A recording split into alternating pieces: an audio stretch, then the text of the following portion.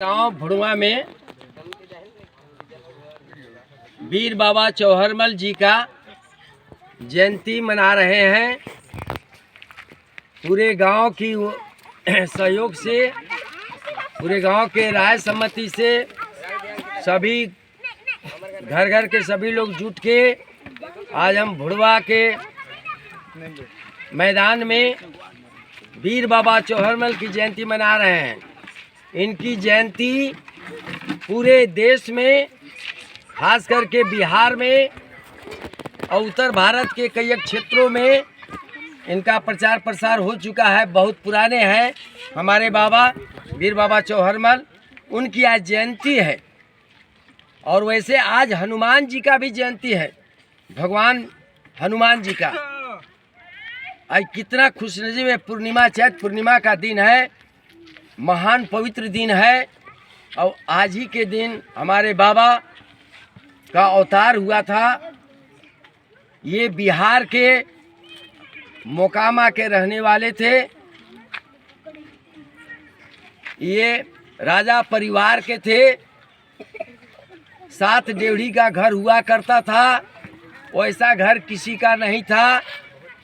और बाकी लोगों को 5 डेवढ़ी 3 डेवढ़ी का था, इनका 7 डेवढ़ी का था। इस तरह से इसमें जरा भी संकोच या संशय नहीं होना चाहिए कि हमारे बाबा कमज़ोर थे, हर तरह से वीर थे, सब कुछ परिपूर्ण थे, संपन्न थे। और ईश्वर की कृपा से, माँ देवी की कृपा से भक्त भी थे, सदाचारी थे, व्रतधारी थे, सेवक थे, दूसरे के सहायक थे। इस तरह के बहुत अच्छे में से महान थे, जिनकी आज हम उनका याद कर रहे हैं एक जन्मदिन के अवसर पर। उनका नाम वीर बाबा चौहरमल। वीर बाबा चौहरमल बाद में हुए। पहले गाय चराया करते थे, चरवाहा का काम करते थे। उनके घर में गाय थी बहुत, और गाय चराया करते थे।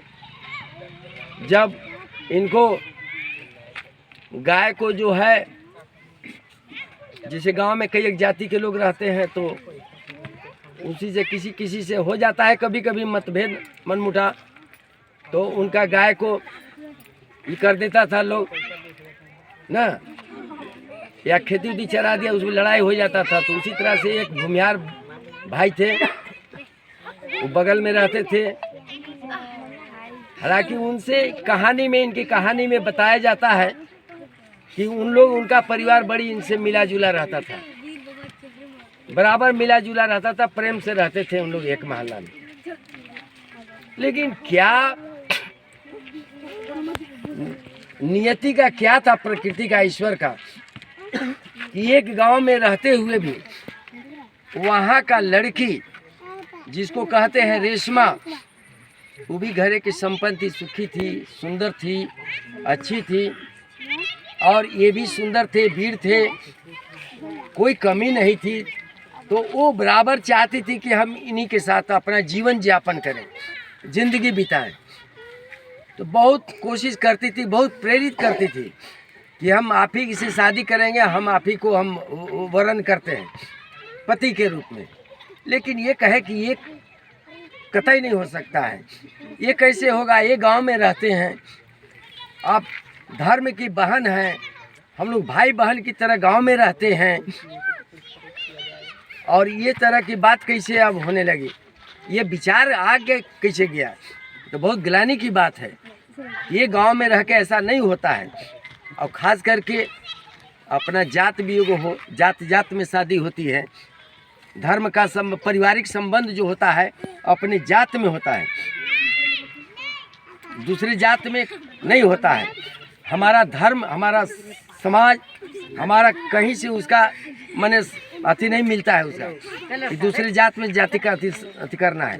अगर कुछ लोग करते भी हैं तो उस समाज का नियम का उल्लंघन करते हैं, नियम को तोड़ते हैं। अब नियम को तोड़ के जो जाते हैं, आगे चल के उनका इतिहास दूसरा बदल जाता है, कहानी बदल जाती है, विचार भी बदल गया, समाज में उस तरह का मतभेद हो जाता है।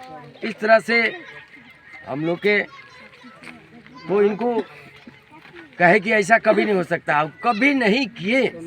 इतना ही धर्मात्मा थे, महात्मा थे कि हमारे बाबा कभी नहीं इसको स्वीकार किए, लेकिन वो बराबर पछाड़ती चली गई, बराबर कहती गई कि नहीं, हम आपके सिवा किसी को नहीं। लेकिन इसी तरह से आगे बढ़ता चला गया। फिर बाद में जो है से उन लोग बैर साधने लगा कि जब हमारा नहीं अति मान रहा है, तो रेस में जो है से कई गो उपाय लगाई कि अपना भाई को लगा दिया, तो किसी को लगा दिया, तो और किसी को लगा दिया, गांव के आदमी को लड़ाई करवा दिया, मारपीट करवा दे। बाघ बाघिन भी वहाँ होते थे, तो बाघ बाघिन को भी ललकार देती थी रेशमा। अब ये सुन के आश्चर्य होगा कि बाघ बाघिन को कैसे वो ललकारती थी।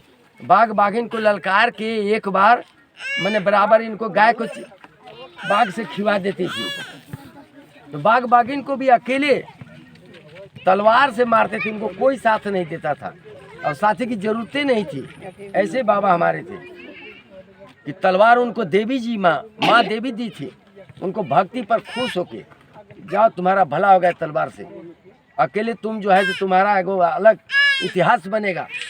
और माँ की कृपा से तलवार लिए और भक्ति किए, पूजा किए, और वही तलवार से जो भी उनको तंग करता था, जो भी उनको कुछ करता था, नुकसान पहुंचाता था उसको, तो बाघ बाघिन आके 200 बाघ बाघिन को मारे, एगो दूगो के नहीं। दुनिया में ऐसा कोई आदमी नहीं होगा जितना बाघ को मारा होगा। अभी हमको उतना जानकारी में नहीं है। और हाथ से, अपने हाथों से, तलवार से, खड़क से, तो उतना को मारे। इसके बाद में भी एक बाघिन बच गई। बाघिन बच गई तो कहा करी, जब हम कुछ उपाय लगाते हैं ये बचिए कैसे जाता है, तब वो क्या कही, हम इस शॉर्ट में कहानी बता रहे हैं।